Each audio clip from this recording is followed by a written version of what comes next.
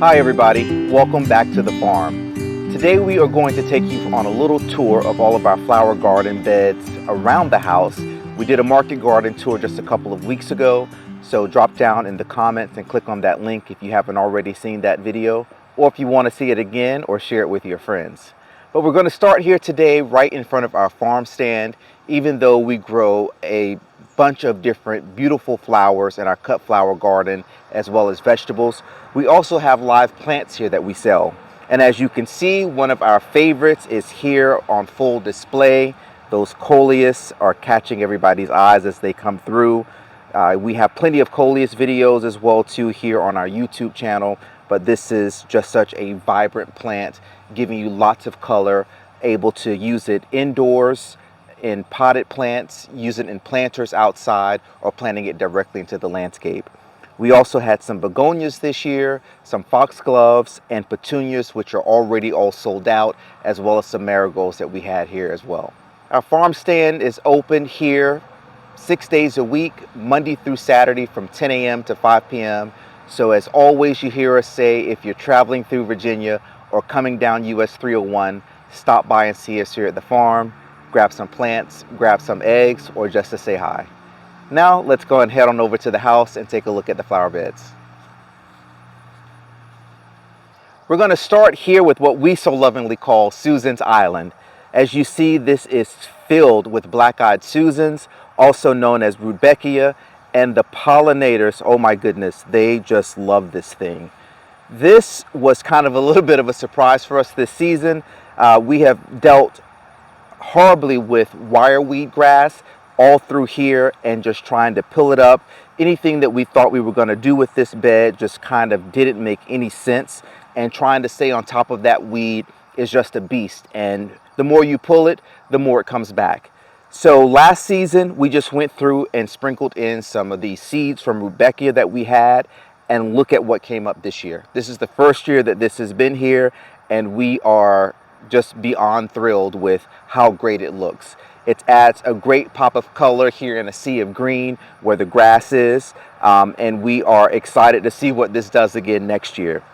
Throughout here too, we also have, which is kind of a little bit hidden because of all the black-eyed Susans, we have a couple of crepe myrtles. This right here is a black magic crepe myrtle. It has these nice purplish kind of leaves to it. It hasn't started blooming yet. We have the exact same crepe myrtle over on this side. And then right here in the front, we have a chase tree. This chase tree just started blooming a couple of weeks ago, and these blooms smell amazing. So this tree should get, I think the spread is maybe 15 to 20 feet tall and wide. So it will give some nice structure here and a nice anchor on this side of this flower bed once it's up and open. But the pollinators also are loving this. Again, we have that other crepe myrtle on this side, the same that's over there. And on the back of the bed here, we have a Japanese maple. This maple lived at our townhouse in Maryland in a pot, and we had it sitting here in that same planter for quite a long time. So we actually just put it into the ground over the winter time, and it came back nicely. What you can't see here as well too, because of the black-eyed Susans, are a couple of Weigela wine and rose plants. We have one that's right here, and we have one planted also on the other side. These bloomed earlier in the season. They had this nice, pretty kind of fuchsia pink bloom to it. We'll pop a picture up of it on the screen of what they look like in bloom. But those should get a nice shape to them. And hopefully, maybe this time next year, between the Weigela and the crepe myrtles and even the chase tree, they will get a little bit of a head start to have a little more, be a little more vigorous to push back some of these black-eyed Susans. But I gotta say, we don't mind this look at all. Let's go on over and take a look now at one of our big projects that we tackled when we first moved into the house. I know that we have a picture that we'll show of kind of the before when we bought this property, of the trees that were here in front of this window and next to the fireplace. And just look at it now. This is what the transformation looks like at this time. We have been slowly working on the flower beds around our house and adding perennials in there, because we plant so many things seasonally out in our market garden. We want to get this to be as hands-off as possible. leaving room to pop in a little bit of color for some annuals. But this year we decided to start adding in some yarrow. This yarrow is a perennial. It will come back next year, look even more beautiful than it does now. We have some planted on this side, and then also we are standing on the east side of our house right now, so it gets that great morning sun that comes through here. And we have some yarrow planted on the west side, which gets that intense afternoon heat. But in any application, this seems to be thriving. Look at just how beautiful these blooms are here. On the back, right up against the house, we have a canna. This is a Tropicana canna. The one on the far right there still has a bloom on it. It blooms those orange blooms. And believe it or not, this entire canna came from one plant. The great thing about growing cannas is that they're easy to divide. They multiply season after season. And so if you want to go through and dig them up and multiply that plant, this is a great one to do that with. Right in front of that, we have some hedges that we planted. This is season number 2 or 3 for those, and season number 2. And what we have planted here are burning bushes. So in the fall, these will start to get a little bit of a red color on them. And as they grow, they will start to form a nice little hedge. And hopefully we'll be able to kind of keep them a little bit manicured and trimmed. But right now, there's no need to do any of that. Right on the opposite sides of the fountain, we have some phlox that are planted here. We had some issues with some insects this year with our phlox, but the one that Dragon is zooming in on now is still doing well and blooming nicely. Down in the front of the planter, of this flower bed at least, we decided this year to go with petunia. Last year, we went with coleus. Coleus were loving this spot because we were making sure that they had enough water to keep them nice and healthy, and that sun, as they got used to it being outdoors, they put on a beautiful show.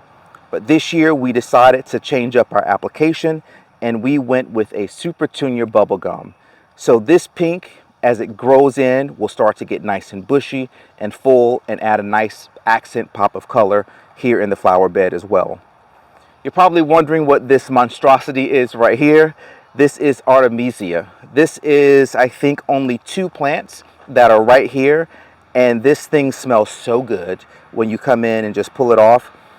It has an amazing fragrance to it. We love picking on this to add to some of our cut flower bouquets. But as you can see, it does need to be moved because underneath we have some autumn joy sedum that is really being cramped out here. Crazy thing about this part here is we actually had a little more autumn joy sedum that matched what you see over on the right side here. But our wonderful lady of the house, Trinity, does not like to walk on gravel, and so she would always make a shortcut through the flower bed and destroyed a lot of those that were here. But that autumn joy sedum is still pushing through, and later this fall we will try to transplant this Artemisia because it is such a beautiful plant to have. We'll find a new home for it and then allow that autumn joy to really shine on both sides of the flower bed. We also have right here in the center a potato vine. This is a sweet potato vine that we have growing out. We have a couple others that we have not planted quite yet. And then just to the side of those, we have a Superbena sparkling amethyst.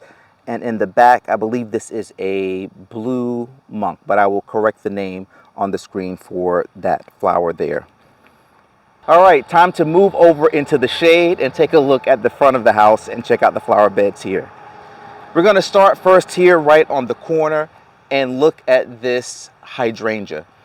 This is a panicle hydrangea. This is a little quick fire, and this is our second year of having this planted. We did not get blooms on this last season, but it is looking gorgeous this year and starting to love its life. I love how it's kind of started to grow together, and when we planted this year, we wanted to offer some great distinction to have this flower bed on this side in front of the fireplace looking like it was one cohesive unit, and then the flower bed on the front of the house looking like it was another unit. So this is doing its job at offering a great bookend for both flower beds and matching either one of them. Right down to the front of this flower bed, all the way down, we have alternated between marigolds and dusty millers. Both of these we grew from seed. We love trying to line out the front of our flower beds each year, and marigolds are always a great choice for us, not only here around the house, but also out in our vegetable garden, because they do a great job as well at repelling certain bugs. So these are here. We have some salvia that's planted right behind it here. All of this was a new application that we added in this year. And then on the back, we have those glorious stargazer lilies that are opening up. Stargazers are one of Dragon's favorites. We planted those when we first moved in, so this is their second season here. And with our experience with lilies, every year they come back looking more beautiful and bigger than ever. And these are definitely being a testament to that this year. They're looking amazing, offering some great color along the backside, and then offering some great complement to those are our foxgloves. Look at these. Pollinators are loving those, and it is hard to believe that those were just planted only a couple of months ago. These are first-year blooming foxglove that we planted from seed, and we could not be more thrilled with the structure that they're adding and also the pop of color and that drama. They just look amazing. We also have some lupine that are mixed in here. Dragon is coming in close on one right now, the purple one right here. That's a lupine that's starting to bloom. We have some random spots of dianthus right here, this little white flower that's popping up. And surprisingly, we have some coleus that seem to either have seeded themselves from before. Let me get in here. Look right through here. Isn't that amazing? These are some of the coleus that we've had planted in here last season, and they managed to survive over the winter and come back. Another plant that we have in here that is doing really well this year is our astilbe. We went back through and cut off some of the flower blooms on them already, but we have these nice little stems that come up, and these guys get probably a good 2 feet tall or more and offer these nice fluffy plumes that are there, and they have been putting on a gorgeous show for us all season as well. Arborvitae that we have here, these arborvitae also too used to be in pots back in our old townhouse in Maryland, and we put them into the landscape here as soon as we got here to add a little formality and some winter interest and structure, and they've just been doing amazing as well.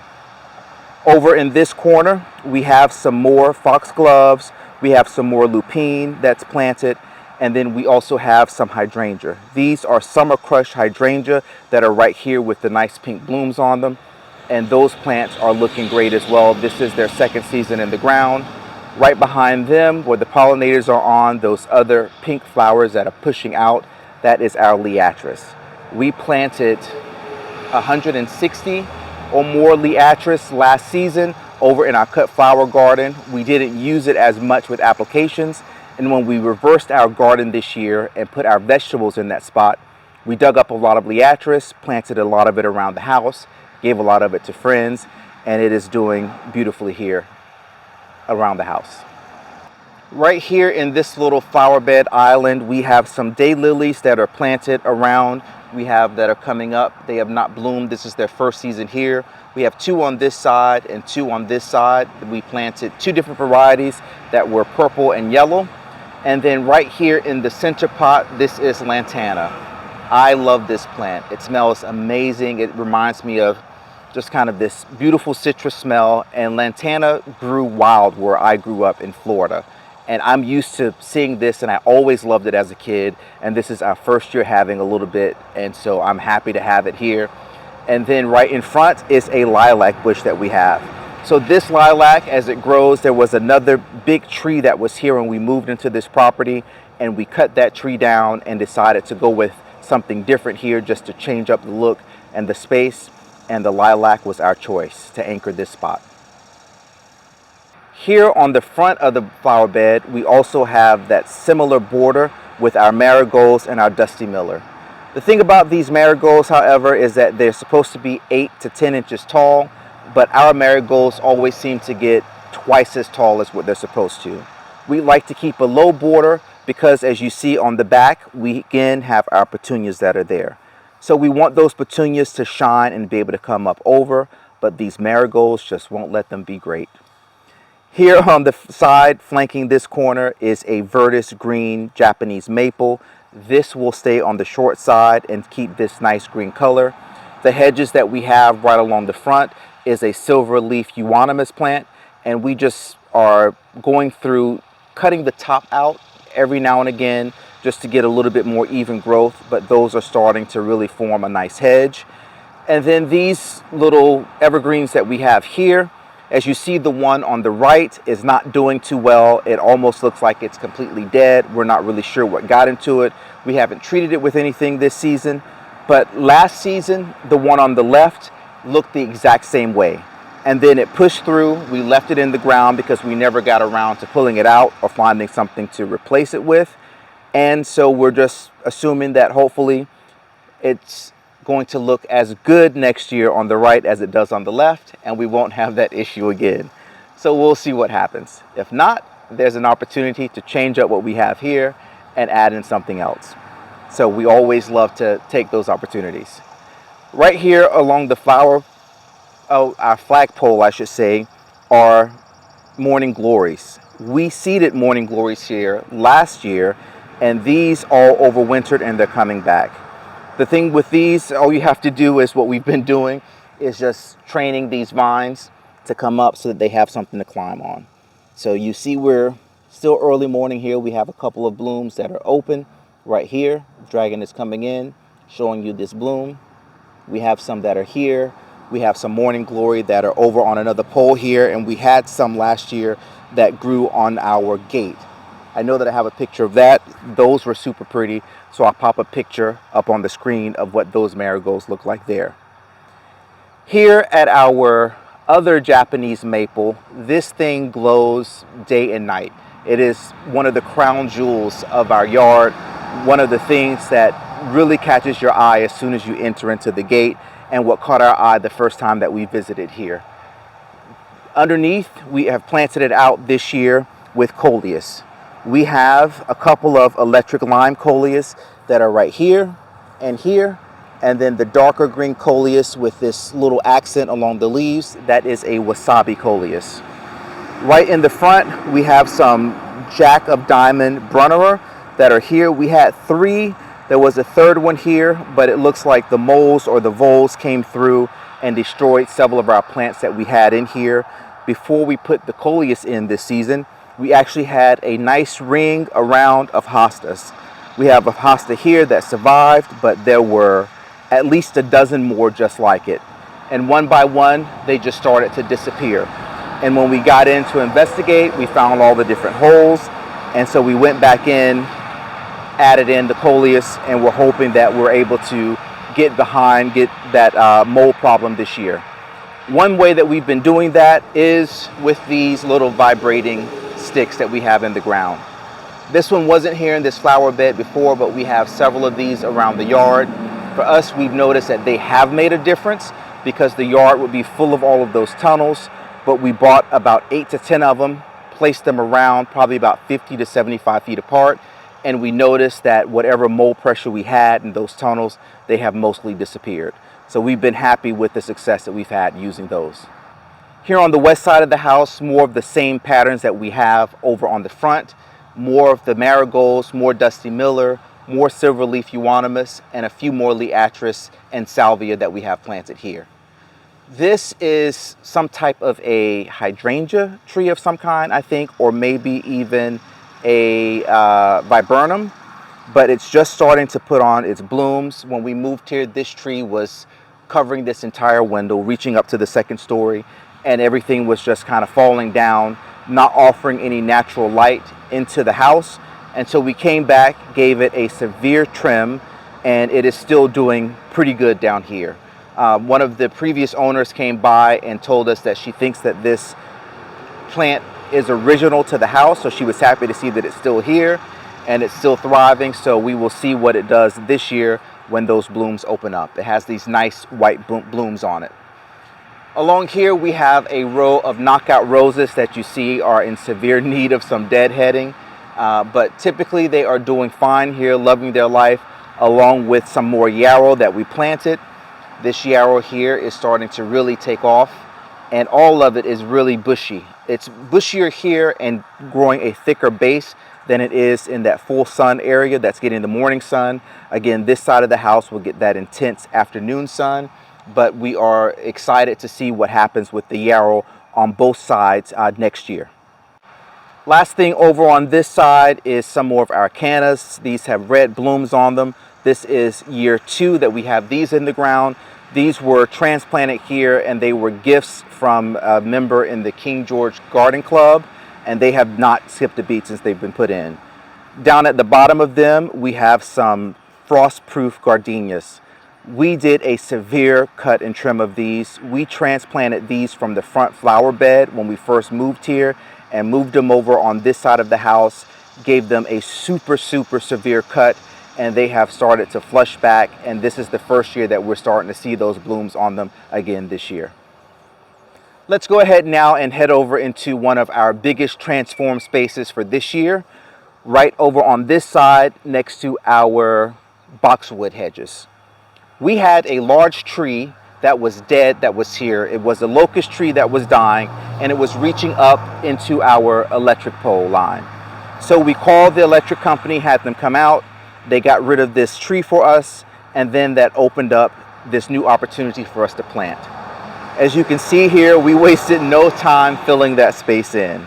We have some hydrangeas that are planted along the front. These were hydrangeas that we propagated and put in from our townhouse. When we first moved here, one of our first projects was propagating those hydrangeas. We had originally planted them underneath our pine trees, but they didn't do well there. So we dug up anything that survived and started giving them new homes. This is one of those spaces here. We also have along the front some lavender that we've grown from seed.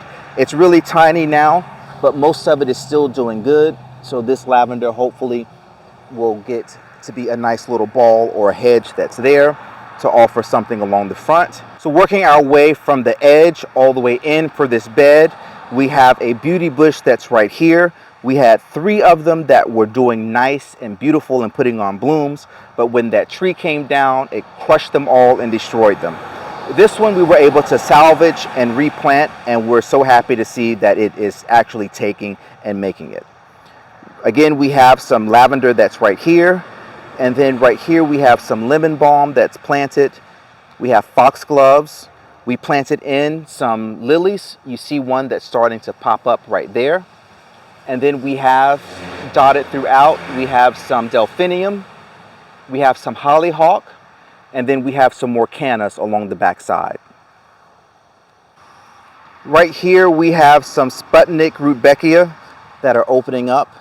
They have that little bit of a chocolate ring right around the eye. And then the star of the show in this bed is this elderberry tree right here. This was a gift this year for my birthday from our friend Cheryl, and we are happy to have this here. This should start to fill in this space really nicely. Right next to it over here, we have delphinium that are starting to put on some nice size. Right here, and then hollyhock in the back that are also starting to get some nice size to them. This area here in our shade garden is by no means picture perfect, but this is where we are in the progress. We blow our leaves down here every fall to really suppress these weeds. It's doing a great job.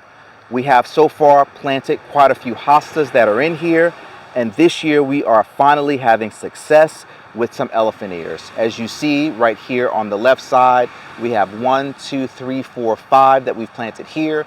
We have another 3 that are further down along this fence line, and we are happy to see that these guys are coming up this year. We have not had great success, or any success really at all so far, with getting elephant ears to grow and to thrive here, but we're happy to see that they're coming up now. So this will be a work in progress throughout the years as we add more and fill in this space with some shade-loving plants, and also as we do some more tree trimming just to get things acclimated to the space. But we are at least happy to see that continuing to bring these leaves down is doing a great job at keeping the weeds away in this particular bed. If there ever was a set it and forget it kind of planting moment, this is it now. These planters have been completely hands-off. We moved them from our townhouse to this property in September of 2021. For most of that time, they sat underneath our pine trees, never getting any water except for rainwater. And we finally moved them here a couple of months ago, and they are doing amazingly. They have not skipped a beat. We had these originally planted up with a few hosta that were in there. We had some sun patience that were in there. We have some ivy, and we also have some Jenny, some creeping Jenny. Creeping Jenny is always getting kind of blocked out from here. But then this year I went in and added in a few begonias here and also to the other planter just to kind of give it a little pop of seasonal color. But these things are doing amazingly well. Fun fact, these barrels that we're using here are how we started Gardening Gays. These were used as our original planters. We were growing tomatoes and cucumbers in these, and I know that we have a picture of those, how we started with these at our townhouse. So these have a lot of sentimental value to us here, and so we're glad to still have them be a part of our story here at the farm. Here at our farm entrance, we have a line of hydrangeas. This was another first planting project that we did when we moved here to the farm. These hydrangeas were a gift from our friends David and Valentine, and when we got them, we decided to divide them. So we went through with our saw, cutting them up, and then developing this flower bed here, and they have done a pretty good job at taking off year after year. This is their second season here. The blooms are slowly starting to come on, but seeing how they're growing now, we're sure that they will continue to be successful here. They just need a little more TLC, which we promise to give them. Another big change that has happened this year, if you visited the farm or have seen us in videos, is that this sycamore tree is gone. We are so happy to have this thing removed because it was an eyesore for us, but also too, with so many customers coming in and out of the farm every day, we didn't want anything blocking their view, particularly as you see we're right along busy US 301. Now let's go take a look at the back of the house flower bed and take a look at some of the planters that we have there as well. On the way, this is our rose garden that some of you might remember us planting in a video. It has not changed at all since we got it in the ground, however many months ago. It is in need of kind of a revamp. These roses that we put in, some didn't do that well. We still have plans and a vision for creating a little bit of a rose garden space here and getting this fountain up and running, but this will be a future project, so stay tuned for that. Let's go on and keep walking on around. Here along the back side of our garage, we have more cannas, and then also along the front, another line of marigolds. These cannas are, as you can see, extremely tall this year. We just planted these last season. This is the President variety, I believe.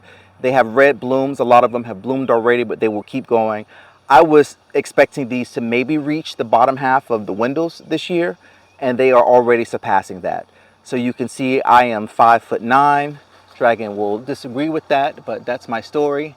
And you can see these are probably a good 10 to 12 feet tall on some of these, but these are doing amazingly well. I mean, this entire space, along with the space on the side where the other cannas are, just looked really blab and dreary, and it was nice to put something in that we didn't really have to worry about year after year to add some color and some interest as you walk by instead of just looking at the siding on the garage.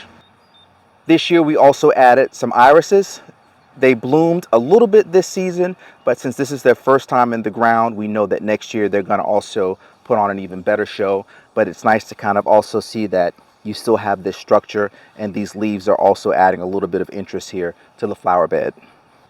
Here along the front of the garage, we have in our planters boxwoods that are in the center, and we have some begonias that are planted around them. Earlier this year, we put in some violas that were in there, and we had pansies before that, and now begonias. So this is always a fun opportunity, season after season, to change something out, to give us something to look at as we're coming up and going in and out of the house. We also have a few more planters that are over here. We have some more petunias that are in here. We have some more of that super petunia bubblegum. We have some peony that are planted here in the middle. These peony are first seasons in here. They have not bloomed yet this season. We have some barbecue rosemary that's here. This is a great perennial. Not only does it put on this color year round, but when you're cooking, all you have to do is grab your scissors and come right out to grab whatever you need. And right back to where we are in the front. One of the biggest changes that is making all of this look so beautiful this year is our addition as well of irrigation. We were able to get water to everything here without having to pull out sprinklers, and so we've just been thrilled that we had not been able to have to do any of that, particularly with all of the heat that we've been having so far this summer. That's going to do it for us in this video. We thank you for stopping by and taking a look at what we have growing in our flower beds this time around the house. Again, if you are passing through Virginia, driving down US 301, stop by and see us here at Gardening Gays Farm, where love grows. You guys stay safe out there, and we'll see you again real soon.